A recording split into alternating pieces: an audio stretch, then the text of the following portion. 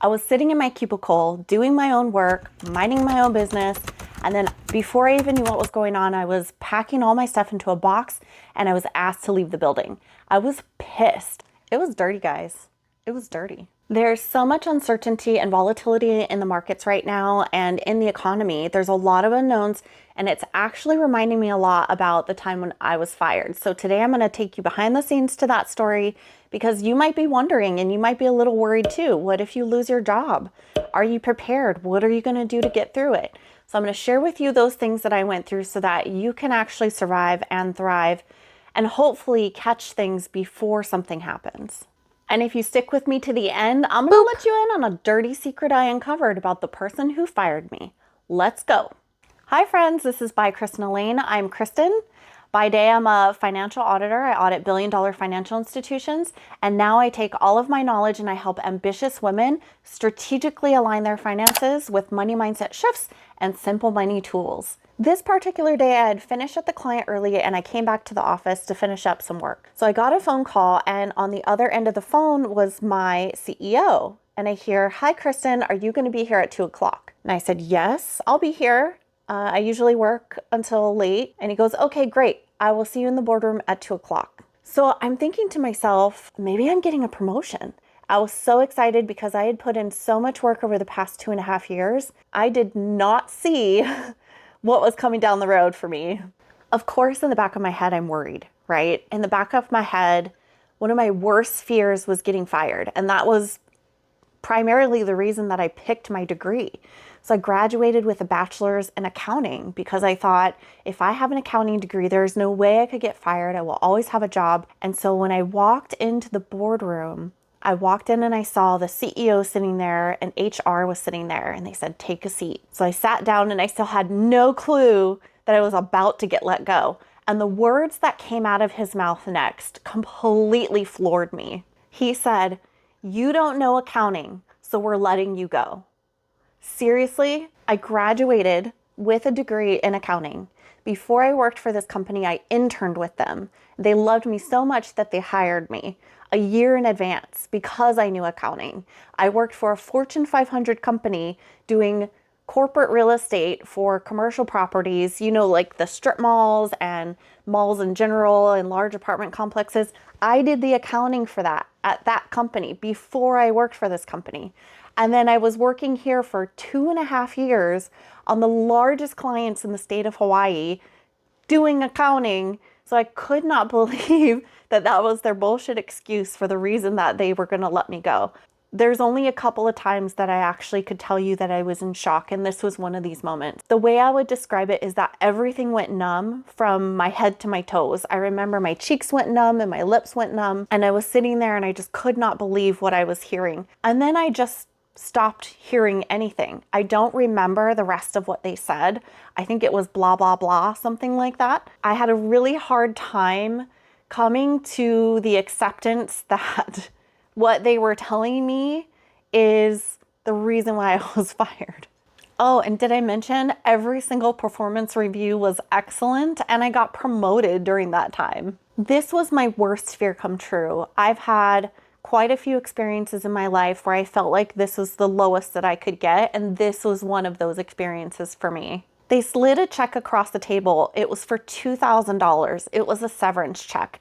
It was like, "Thanks, sorry for leaving you screwed, best of luck, goodbye." And then immediately after that, I was escorted to my desk by another coworker. I wasn't allowed to talk to anybody. I had to gather my things, my personal belongings, and then I was asked to leave the building. I could not believe, from the amount of time and the hard work that I gave to this company, that after 2.5 years, this is how they were treating me. Just to give you an idea of the workload, I would get to work at 6 o'clock in the morning and sleep under my desk until the first person arrived besides myself, and that was at 7:30. Then I would work from 7:30 till 8:30 in the office. I would go to my regular client from 8:30 till 4:30, come back to the office and continue working or studying from 4:30 till 9:30 o'clock at night. I would get home completely exhausted and drained. I wasn't sleeping enough at night. I was getting maybe 3 to 4 hours of sleep every night before I would wake up and have to do it all over again. On my way home, I felt completely worthless. I felt completely devastated. I was thinking to myself, like, how is this $2,000 going to get me anything? Like, this is barely going to pay my mortgage. I don't know when I'm going to get another job. I don't know if the next job I'm going to get is going to cover my expenses. So there was a lot of things I had to do at the time to just survive. So if you're in this situation and you're thinking to yourself, how am I going to get through this? Where is this money going to come from? What do I need to do? Where you didn't have an emergency fund or you didn't have any extra savings and you were in debt like I was, these are the steps that I took to just survive. If you're in the same situation that I was in, you're not going to have a lot of choices and a lot of options available to you. But there are things that you can do within your control. The very first thing I did was I applied for unemployment. Now, the whole process is kind of dumb and it takes a couple of weeks. So hopefully you have something in the meantime to get you through, even if it's asking friends or family for help, just to get you until you start getting your unemployment checks. The unemployment checks are not a lot of money. It was a little bit, it wasn't a lot. And I remember just thinking like, wow, and I need to get a job tomorrow. I was really upset and I didn't really know what to do and I didn't have a plan. So the very next day is when I had a little bit of a reset and I was able to actually start getting to work. I looked online, I was applying for jobs every day. I was going to interviews as much as I could. I really wasn't getting a lot of bites. One of the biggest things that I cut, and you're probably going to have to cut things during this time, was my food. I think I went down to ramen packets. They were 30 cents each, I think at the time, or really, really cheap. I can't remember how much they were. I lived off of ramen for a little while, and the only time I went out was to go to the grocery store or to go to an interview. I tried to cut my expenses as much as I could so that I had enough money to stretch myself because I didn't know when I was going to get another job. I started selling stuff online. It's not a lot, but it actually did help. I was able to sell a couple of things that I wasn't using anymore. I did also consider and started going through the process of renting out my spare bedroom. And the rental process was just kind of cumbersome. So I actually scratched that. And instead of doing that, I called my real estate agent and I listed my condo for sale. The job that I got was super toxic and I hated it. I was able to find a good paying job, even though it was a pay decrease from what I was making before. I only lasted there for 6 months, but that's all I needed to get myself back on my feet. I was able to get myself settled in my new condo and find the job that would lead me to the future career that I'm in now. I think it took me about 2 months to 2.5 months to get another job, which in today's economy, I think is relatively very quick. My fiance lost his job a couple years ago and it took him 5 months to find something. So I think the economic landscape has changed a little bit where it's a little bit harder to get a job, especially when a lot of companies are downsizing. I did things back then because I had no choice. That's one thing I would go back and tell my younger self is start putting money away, start putting money on the side in case something happens. Don't rely on this mindset of just because you got an accounting degree that you're going to be safe, because I have seen CEOs hired at $1 million financial institutions and everything is good and we're hearing, that everybody loves them, and then the next year they're gone. They were fired too. Keep track of your performance evaluations. Anything that you do that you get a kudos, save those to your personal email, send those to yourself somehow. That was a huge mistake that I didn't know back then. I even called my former company and I said, hey, I would like copies of my performance reviews. And they told me no. Can you believe that? They said, and it was like insult to injury. They said, that's company property. They don't belong to you. I'm thinking, you got to be kidding me, right? They're my performance reviews. And it would have given me some support when I went out for interviews that I actually did a good job for that company. The other couple of things that I would have done is keep my resume updated. So I had done a lot of projects while I was there that I didn't keep track of. So when I was fired, I actually had to rely on my memory, which isn't that great to begin with, let's be honest. And so that was really tough, having to go home at the end of my career there and try to remember all the big things that I had done. So that's something that I do now in my current position is every couple of weeks I'll go through and I'll document what I did, what I worked on, if I helped any of my team members, any kind of kudos that I got, any big challenges that I overcome. Those are things that you can take with you to prospective employers in case you lose your job and or if you're looking for another job.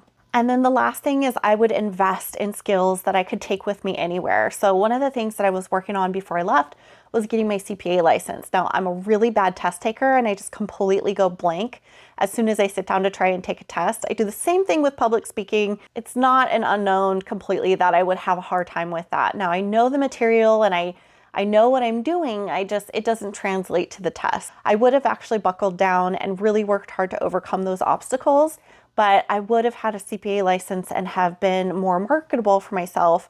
The most important thing, I think, yes, it's going to make you stronger going through a situation like this. Yes, you're going to feel more confident because you were able to do something really hard by yourself, but you don't have to wait for a financial event so that you're prepared in case something happens. But that's where all of this started. This is where my whole journey started. So I can't say that it was a bad thing that happened, but at the time it was my worst fear come true. I am so passionate that women need to understand their finances. We need to understand and feel confident with our finances. We need to know what our money is doing, where it's going, how to allocate it. We need to know our retirement numbers. We need to know our mindset behind it. We need to know what we're saving for, emergency fund, sinking fund, surprises, and aligning our biggest dreams into our financial budget strategically.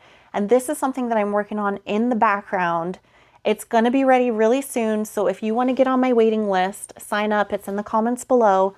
I cannot wait to release this because it's going to take the guesswork out of finances for women. And I feel so strongly about that and not feel scared about our money anymore. And I have a special freebie for you below if you want to go ahead and get your money block quiz. What that is it tells you what biggest money block you have that's holding you back at the moment, and I give you actionable steps that you can take to start shifting that to a healthier mindset. All right, it's the moment you've been waiting for. Thanks for hanging in there with me and listening to my story, but now I'm going to tell you the dirty secret. So fast forward a year or two later, I'm already settled with my new company, and I'm sitting at the Honolulu International Airport in one of the lounges with my new boss, who's super awesome. And we're in the lounge and I have my snackies and I'm ready to go and I have my drink and I'm living life and I'm super happy and everything is good.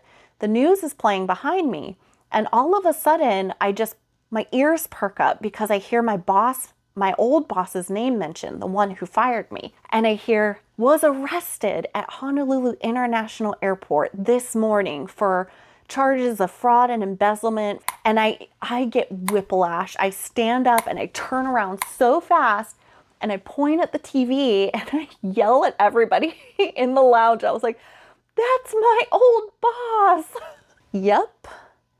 I couldn't believe it. I could not believe it. I think I had to process things for a little while. And I think my current boss was just like, what's going on? But it all just kind of clicked. It all just made sense, right? Because he was arrested coming back from a trip from his second lifestyle. He had a whole nother family. The greed is just too much. And so what he was doing was he was submitting false bank statements. He had falsified his bank statements to make it look like he had more business expenses than he actually had. And he was submitting those through the company for reimbursement.